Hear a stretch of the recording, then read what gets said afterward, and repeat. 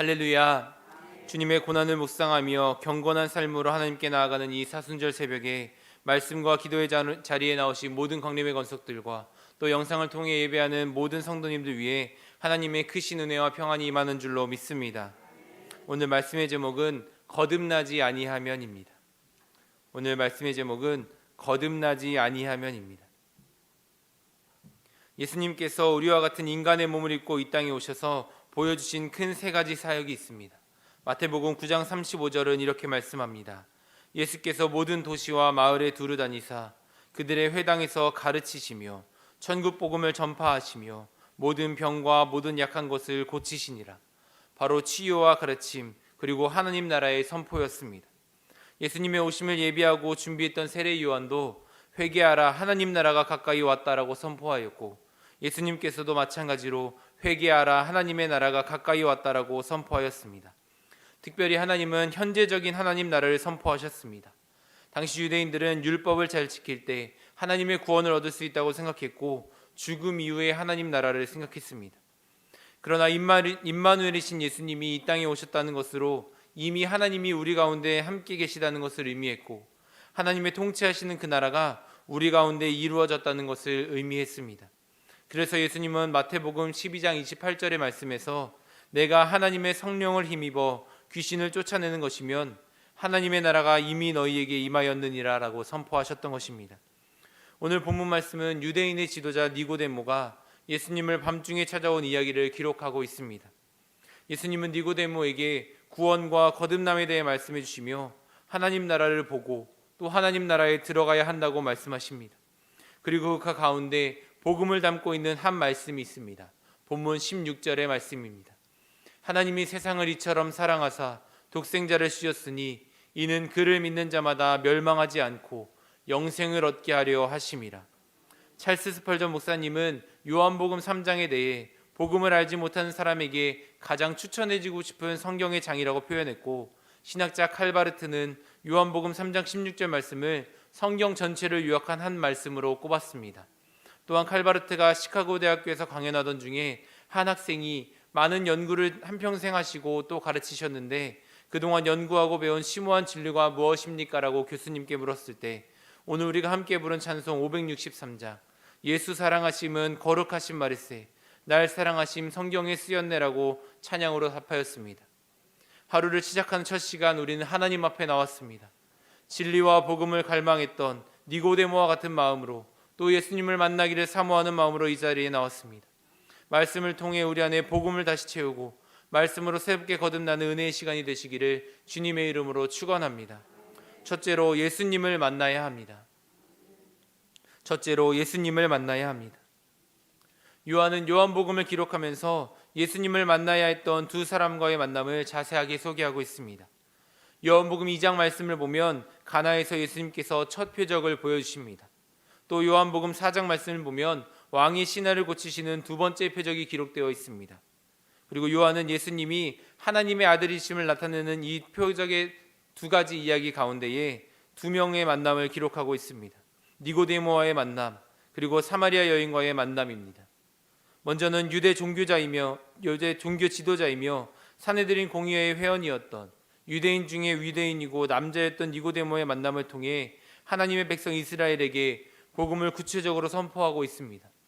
반면 사마리아 여인은 여자였고 사마리아 사람이었으며 율법의 잣대 앞에서 설 수 없는 상태였습니다. 그럼에도 예수님은 동일하게 하나님의 복음을 선포하셨습니다. 예수님은 겉으로 보기에는 전혀 다른 두 사람에게서 한 가지의 공통점을 발견하셨습니다. 바로 영적인 목마름, 갈급함이었습니다. 두 사람 모두 예수님을 통해 복음의 기쁜 소식을 접하게 되었습니다. 두 사람을 향한 예수님의 처방은 동일하게 예수님과의 만남 그리고 복음의 기쁜 소식을 듣는 것이었습니다. 본문 2절 말씀을 보면 니고데모가 밤중에 예수님을 찾아옵니다. 니고데모는 예수님을 향해 하나님께로부터 오신 선생님이라고 먼저 고백합니다. 니고데모는 율법을 대해 잘 알고 있었기 때문에 예수님이 하나님으로부터 온 사람인 것은 알았습니다. 그러나 예수님의 하나님의 아들이며 자신을 구원하실 주님인 것은 알지 못했습니다. 지식으로는 하나님을 알았지만 영적으로 하나님을 깊이 체험하지 못했던 것입니다. 하와이 북서쪽 끝에 정원의 섬이라고 불리는 세계적인 휴양지 카우아이 섬이 있습니다. 아름다운 자연으로 유명한 섬이지만 2차 세계대전 직후에는 가난과 질병, 범죄와 가족 내 갈등으로 인해 사람이 살기에는 아주 열악한 환경이었습니다. 심리학자 에이미 워너는 그 섬의 주민들 대다수가 왜 불행한 삶을 사는지를 연구하기 위해 1955년에 태어난 신생아 855명을 대상으로 조사를 시작했습니다. 이들이 18살이 될 때까지 추적하는 종단 연구를 진행했습니다. 특히 그들 중에서도 가장 열악한 환경에 처했던 201명의 삶을 더욱더 깊게 살펴보았습니다. 이곳에서 태어난 아이들이 대부분 위험에 노출되어 있었기 때문에 일탈적인 삶을 살 것이라고 가정을 하였습니다. 그러나 그 예상은 빗나갔습니다. 201명 중 3분의 1인 72명이 출생과 환경의 영향을 받지 않고 건강하고 성공적인 삶을 꾸렸던 것입니다. 이들에게는 공통점이 있었는데 어떤 상황에서도 그를 무조건 믿어주고 기댈 수 있고 같은 편이 되어주고 응원해주는 한 사람이 있었다는 것입니다. 고통과 절망과 어려움의 순간에 자신을 믿어주고 세워주는 한 사람의 힘으로 건강하게 성장할 수 있었던 것입니다. 우리의 삶 가운데도 좋은 만남이 필요합니다. 그 중에서도 특별히 하나님과의 만남은 우리의 삶 가운데 꼭 필요합니다. 예수님은 우리를 살리기 위해 십자가를 지었습니다. 오늘도 우리가 이 힘들고 어려운 세상에서 믿음으로 살아갈 수 있도록 도우시고 힘과 용기를 주시고 격려해 주시며 또 우리를 세워주시는 줄로 믿습니다. 요한계시록 3장 20절 말씀은 볼지어다 내가 문 밖에 서서 두드리노니 누구든지 내 음성을 듣고 문을 열면 내가 그에게로 들어가 그와 더불어 먹고 그는 나와 더불어 먹으리라라고 말씀합니다. 우리의 구원은 어디서부터 시작할까요? 우리의 선한 모습도 선한 행동도 아닙니다. 오직 예수님을 만나는 그 순간부터 우리의 구원은 시작됩니다. 그 예수님께서 오늘 우리의 마음의 문을 두드리고 계십니다. 우리의 마음의 문을 열고 예수님을 우리 마음 가운데 모시고 예수님을 통해 나타나는 놀라운 능력과 지혜를 누리는 복된 하루가 되시기를 주님의 이름으로 축원합니다. 둘째로 거듭나야 합니다. 니고데모는 자신의 지식과 기준과 한계 안에서 하나님을 바라보았습니다. 표적을 보여주셨다는 것으로 예수님을 놀랍게 여겼고 하나님께서 보낸 사람이라고 생각하였습니다. 그러나 예수님은 유대의 종교 지도자였던 니고데모에게 율법과 지식과 행동으로 구원받는 것이 아니라 3절 말씀에서 오직 하나님 안에서 거듭날 때 구원을 받을 수 있고 하나님 나라를 볼 수 있다고 대답해 주십니다. 또한 5절 말씀에서 물과 성령으로 거듭날 때 하나님 나라를 경험할 수 있다고 선포하셨습니다. 예수님 없이 살아왔던 그동안의 삶을 돌이키고 세상이 인정하는 삶을 그만하고 다시 태어나서 예수님과 동행하는 삶을 살아가자고 말씀하시는 것입니다. 경건한 종교 생활도 율법을 지키는 삶도 니고데모의 영적인 갈증을 해결할 수 없었습니다. 오직 예수님 안에서 성령으로 거듭날 때만 그 영적인 갈증은 해결할 수 있었던 것입니다.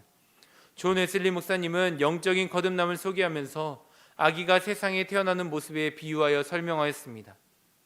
신생아는 어머니 뱃속에 있다가 세상에 출생하는 즉시 눈과 귀와 모든 감각기관이 열려서 제 역할을 하며 그때부터 참으로 살기 시작한다. 이처럼 믿음으로 말미암아 새롭게 태어난 사람은 이해의 눈이 열려 주님의 영광스러운 모습을 보며 귀가 열려 하나님의 말씀을 듣게 된다. 이와 같이 사람이 영적으로 새롭게 태어난 후에야 닫혀있던 모든 감각기관이 깨어나 하나님과 세상에 대하여 참된 지식과 이해를 가지며 참된 생명을 살 수 있다라고 말했습니다. 누구든지 하나님을 믿으면 예수님께서 십자가에서 보여주신 그 능력과 지혜를 믿으면 그 믿음 안에서 새로운 삶을 시작할 수 있습니다. 하나님의 구원에는 한계가 없으며 그러므로 우리는 하나님 안에서 거듭나야 합니다. 바울은 에베소서 4장 22절부터 24절 말씀에서 너희는 유혹의 욕심을 따라 썩어져가는 구습을 따르는 옛사람을 벗어버리고 오직 너희의 심령이 새롭게 되어 하나님을 따라 의와 진리의 거룩함으로 지으심을 받은 새 사람을 입으라라고 말씀합니다. 거듭난다는 것은 단순한 변화를 의미하지 않습니다. 옛사람을 벗어버리고 하나님 안에서 새 사람으로 다시 태어나는 것입니다. 거듭난 사람은 하나님 중심으로 살아갑니다. 하나님의 뜻을 따르고 하나님의 말씀에 순종합니다. 우리에게 말씀하시는 성령을 따라 행동하며 우리 안에 있는 거룩한 하나님의 형상이 나타나는 것입니다. 그래서 내가 신앙으로 변화된 모습들을 통해 주변의 사람들이 알게 되고 나를 통해 그들이 하나님을 알게 되고 또 하나님의 사랑을 체험하게 되는 것입니다. 하나님 안에서 성령으로 거듭난다는 것은 예수님의 말씀처럼 다시 태어나는 것이기에 한 번에 이루어지지만 거듭난 이후에 그 삶이 변하여 신앙 안에서 계속 성장하게 됩니다. 회개와 믿음의 고백을 통해 날마다 십자가 앞으로 가까이 나아가며 그 십자가의 은혜를 누리며 살아가게 되는 것입니다. 니고데모의 삶도 그렇게 예수님 안에서 차츰 변화되어 갔습니다. 요한복음 3장 말씀에서 니고데모는 큰 결단 없이 예수님과의 만남이 끝난 것처럼 이야기가 마치고 있습니다. 그런데 그 뒤로 요한복음 7장과 19장 말씀에서 두 차례 니고데모가 등장하게 됩니다.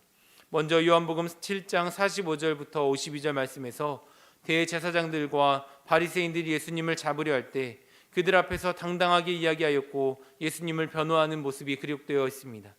또한 19절 말씀에서는 예수님께서 십자가에 달려 돌아가실 때 그 상황이 두려워 예수님을 부인하고 도망갔던 제자들과 달리 니고데모는 아리마대 사람 요셉과 함께 예수님의 마지막 순간을 지켰습니다.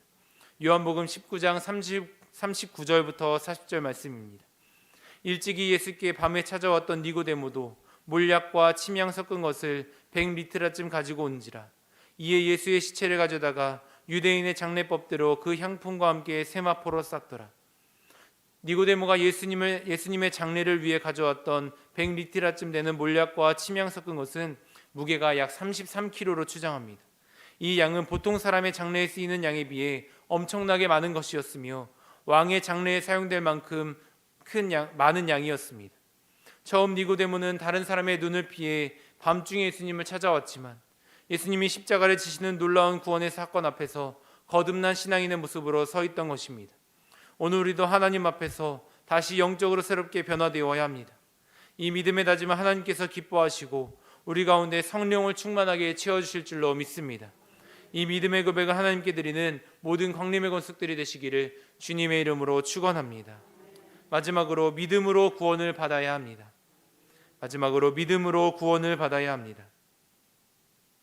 예수님께서는 니고데모의 눈높이에 맞추어 이스라엘이 광야에서 하나님의 구원을 경험했던 사건을 예로 들어주시면서 믿음으로 이루는 구원에 대해 말씀해 주십니다. 본문 14절부터 15절의 말씀은 민수기 21장 4절부터 9절의 말씀에 관한 내용입니다. 출애굽 여정 중에 이스라엘 백성들이 호르산에서 출발하여 홍해 길을 따라 에돔 땅을 우회하려다가 길로 인해 백성의 마음이 상하게 되었습니다. 이스라엘 백성들은 하나님의 인도하심을 신뢰하지 못하였고 결국 하나님과 모세를 향해 불평합니다. 애굽에 있었으면 좋았을 텐데 먹을 것도 없고 물도 없는 광야에서 죽게 되었다고 불평합니다. 더 나아가 하나님의 은혜에 대해 감사하지 않으며 광야에서 먹는 하찮은 음식은 더 이상 싫다라고 입술로 또 마음으로 범죄하고 말았습니다. 이때 하나님은 불뱀을 이스라엘 백성들에게 보내는 심판과 징계를 내리십니다. 많은 이스라엘 백성들이 불뱀에 물려 죽게 되었습니다. 모세가 이스라엘 백성들을 위해 하나님께 마음을 다해 간구할 때 하나님은 이 문제를 해결할 수 있는 방법을 알려주셨습니다. 민수기 21장 8절부터 9절의 말씀입니다. 여호와께서 모세에게 이르시되 불뱀을 만들어 장대 위에 매달아라. 물린 자마다 그것을 보면 살리라. 모세가 놋뱀을 만들어 장대 위에 다니 뱀에게 물린 자가 놋뱀을 쳐다본즉 모두 살더라. 죽음과 고통 앞에서 하나님이 주신 해결책은 장대 위에 매달린 놋뱀을 보면 산다는 것이었습니다. 치료제도 아니었고 하나님께서 모세를 통해 치유의 기적을 일으키신 것도 아니고 다만 그것을 보면 살리라라는 말씀이었습니다. 놋뱀이 우상처럼 능력이 있어 이스라엘 백성들을 치유했던 것이 아니었습니다. 하나님께서 말씀하신 것을 믿고 믿음으로 바라보았을 때 하나님께서 그 믿음 위에 치유의 역사를 일으키셨던 것입니다. 본문 14절 말씀에서 예수님은 모세가 광야에서 뱀을 든 것 같이 인자도 들려야 하리니 이는 그를 믿는 자마다 영생을 얻게 하려 하심이라라고 말씀하십니다. 놋뱀을 본 사람은 하나님의 용서를 받고 치유를 경험했던 것처럼 누구든지 십자가에 달려 돌아가신 예수님을 바라보고 예수님을 믿는 사람마다 영생과 구원을 누리게 될 것이라고 선포하는 것입니다. 하나님은 우리의 믿음과 순종을 원하시는 줄로 믿습니다. 세상에 많은 사람들도 교회에 무엇이 있는지 물어보면 십자가가 있다는 것은 다 알고 있습니다. 교회 안에 들어오지 않아도 교회 밖에서부터 십자가를 만나게 됩니다. 그러나 그들에게는 십자가의 능력과 지혜가 나타나지 않습니다. 그냥 어렴풋이 알고 있는 십자가, 지식으로 알고 있는 십자가에는 하나님의 능력이 나타나지 않습니다. 십자가를 믿고 십자가 앞에 나오고 십자가 앞에서 엎드려 기도할 때 하나님은 우리를 만나주시고 또 만져주시고 위로와 평안을 더하여 주시고 다시 세상에 나갈 때 하나님의 능력과 지혜로 하나님이 주시는 힘으로 살아가게 하는 것입니다. 그러므로 우리는 더욱더 십자가 앞으로 나아가야 합니다.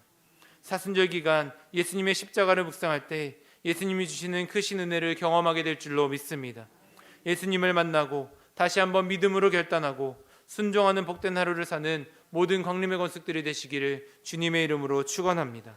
함께 기도하겠습니다. 우리를 사랑하셔서 십자가에서 자신을 아낌없이 내어주신 예수님의 은혜를 감사하며 하나님께 찬양과 경배를 올려드립니다. 이 세상을, 모든 인류를, 그리고 나를 사랑하여 주셔서 예수님을 이 땅 가운데 보내주시고 예수님을 믿는 믿음으로 구원받게 하시고 영생의 삶을 살아가게 하여 주시니 감사드립니다. 죄와 죽음에 빠져있던 우리를 살리시고 또 생명으로 인도하여 주셨사오니 우리의 생명의 주인 되신 하나님을 위해 살아가게 하여 주옵소서. 우리의 생각과 계획을 모두 내려놓고 예수님이 먼저 걸어가신 그 길을 따라가게 하시고 거듭난 삶으로 하나님께 영광 돌리게 하여 주옵소서. 아직도 우리 주변에 하나님을 알지 못하는 영혼들이 있습니다. 우리를 살리신 예수님을 전하게 하여 주시고 그들도 우리와 같이 예수님을 만나고 예수님을 영접하는 복음의 역사가 일어나게 하여 주옵소서.